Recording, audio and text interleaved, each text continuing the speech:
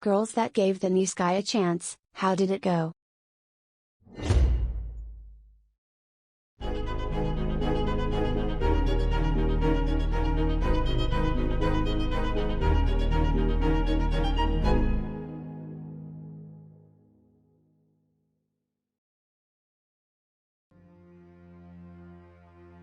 I proceeded to be stalked for the better part of a decade, and no amount of blunt statements like "I do not want to marry you, I am not interested on you, I do not want a relationship with you" would deter him.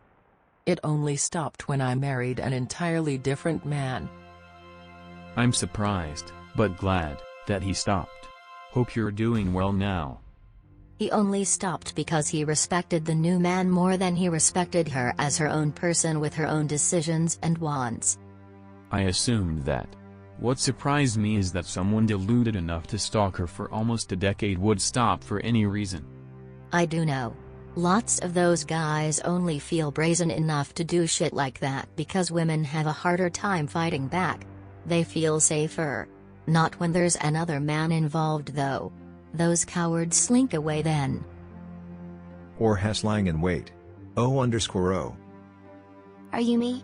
This was more or less my story, with a side of him calling me when he was trying to odd so mine could be the last voice he heard, about 12 years after we had dated and a year before I got married.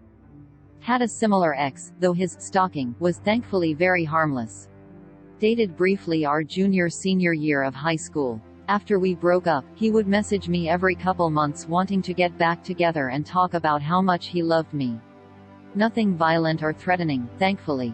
He did this for about a decade and finally only quit messaging me when I got married.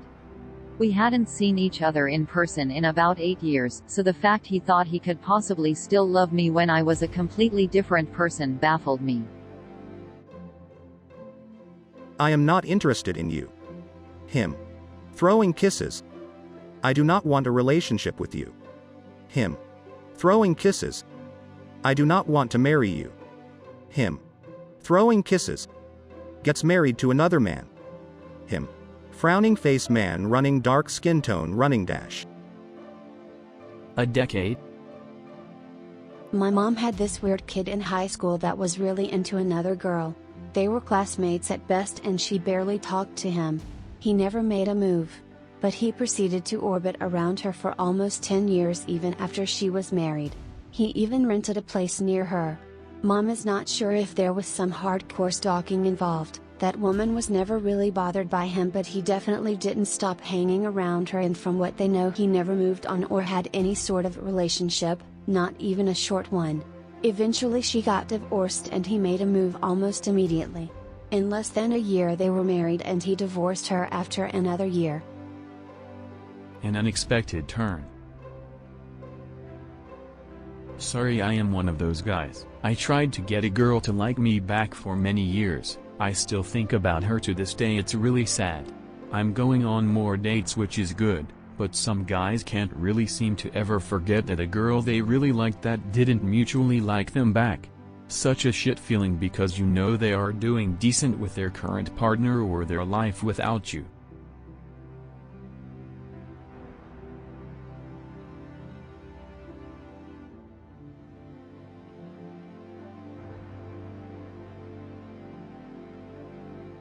I had the same situation.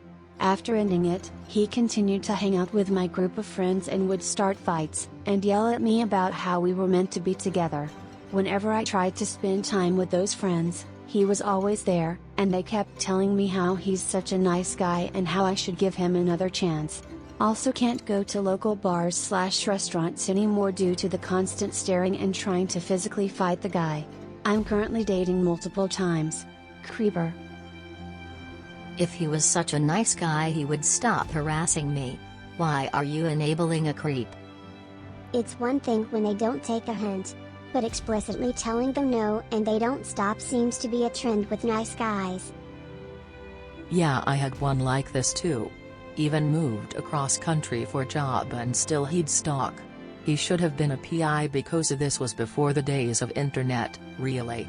It was really more annoying than scary, but he would do strange things and had a history of explosive violence in fights with his own gender. and property destruction. That was the main reason I wasn't interested, although back then, I turned down males for other stupid reasons too: looks, lack of money, lack of cool factor. Bumped into a mutual friend of long ago about 10 years ago. "Hey, so, Mr. Stalky would love to know your back in state name." I looked at him and said no and walked away with my legal spouse in tow, to boot. Oh shit, so he was one of those. Did he stop or just get better? Got better and then stopped once he himself got married. I second this exact scenario. I still get messages from him till this day. What made you think he was a nice guy? Serious question. He and I come from the same community, and we both studied, have careers in the same niche field. I was introduced to him in a "he can help you navigate" way, which I was grateful for. He was well known and loved in our community, so when the aunties and uncles started musing about how cute we'd be together, he decided I was to be his wife, and a lot of people agreed with him. And BC, he was so recommended and nice and beloved, and had helped me out, I figured getting to know him couldn't hurt. It wasn't long before I noticed something was really off. There was this growing sense of, cruel possessiveness, so I very gently told him I wasn't interested. He and all his friends thought I just needed more convincing, and so the bullshit began. Sounds like an episode of SVU. Whoa, that's terrible. Stalking you for 10 years, huh? That's not a very rational response. After the first no, he should have gotten a clue and stopped. Just out of curiosity, what would have made him not nice after all that? We came from the same community, and he was loved and popular, so he kept telling people we were together, how much I loved him, and they believed him despite my saying none of that was true. After a while he started getting others involved to try to convince me. For years I was treated like I was a horrible bitch for rejecting him. BC, he convinced everyone he was such a gentle sweetheart. If we happened to be at the same event, he would constantly touch me, or put his arms around me, and refuse to allow anyone else to speak to me. He followed me a lot, was often just around. At one point we worked together, and he would regularly blame me for his mistakes. He shouted at me in front of the crew. BC, he failed to meet his deadline, and I should have defended him. When he was spoken to for it, it had nothing to do with me. Eventually I started to get messages from him about all the physical harm he would do to me. BC, I was ignoring him, and then played it off like he was joking. He often cornered me, and demanded to know what my problem was, and why I was so difficult.